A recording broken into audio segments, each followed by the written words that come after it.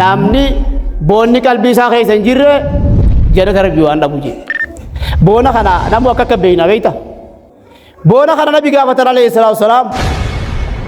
namni gariin uffata bareedaa uffatee kophee bareedduu uffachuu fedha tun boona jennaani lakki boonni waa lamaa je nabi alayhi salaatu wasalaam haqa yoo sin dhufe didu nama tuffachuu lamaan kana boonaa je nabi alayhi salaatu wasalaam boonni lamaan kana uffachuun bareeffachuun kun boonaami namni illee boonatti haa beeku adeemsa keessatti yoo deemtu san akka tokko godhatte bichaatu boona namni gariin gizee deemu biyya beeyta laal akkana lafa tana haxaawaa marxoo lafaan gahee deemaa bar wanni isiniin jedhu asumaan boonaa wal qabsiisee kofoon teeysan yoo hoomee gaggadda bar hammi hoomee gadii sun ibidda nanqatuu je nabiin alayhi salaatu wasalaam namni marxoo lafarra shorrooysu namni gariin marxoo asirra shalab godhee akkana shir lafarraan godhaami lafaan haxaa'ee dhiiraan ol deeffadha dubartiin gabbuusaa jeen amma dubartiin ol sokolattee muddisuu kottii huyi dhiirtii lafarra shorrooysiti faalla deemu jirraa bara wallaahi dubartii takka takka yoo karaa irraa mayte malee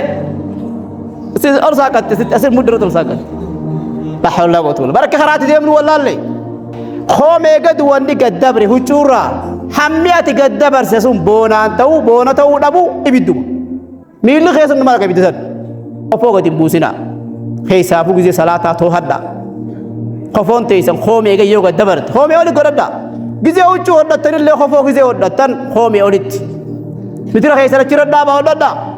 dheerattu mura akhiraa muramuurra ibidda keessa gad boona namni dhiisee jalata rabbii waan dhabuu je boona jechuun haqa diduu nama tuffachuu haqni gisee sun dhufe haqa diduun hin ta'u si aarifaa yoo sun dhufe barga haqaan alqibsuun ni ulfaata bar warabbi sotaan dukkanan kai goodeem rabbi fi jinni si dubbataa oduu ni jaabar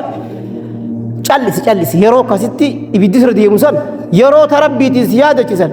cilinna callisi waa farfaan hin baasin namni callise takkaan nadaamne beek khadubbateen nadaame an dubbisan barsanii jenne warakanaatiif inje uzrii waraqaa guutaa bar dubbii takkitti sefaanii baatee fi sangaa araaraa soddaa fuudhanii bar waan bilaashii sangaa araaraatti jireechuuf himiti beek afaan irra dhufti malee sigalee kanaafuu obboleeyyan keenya namni qalbii isaa keessa boonni nama tuffiinii fi haqa diduun jirtu jannata rabbiin dhaqu namni waa sadeen tanarraa qulqullii hanna takka maaliin jeza liqii namaa takka boona namni waa sadeen kanarraa qulqullii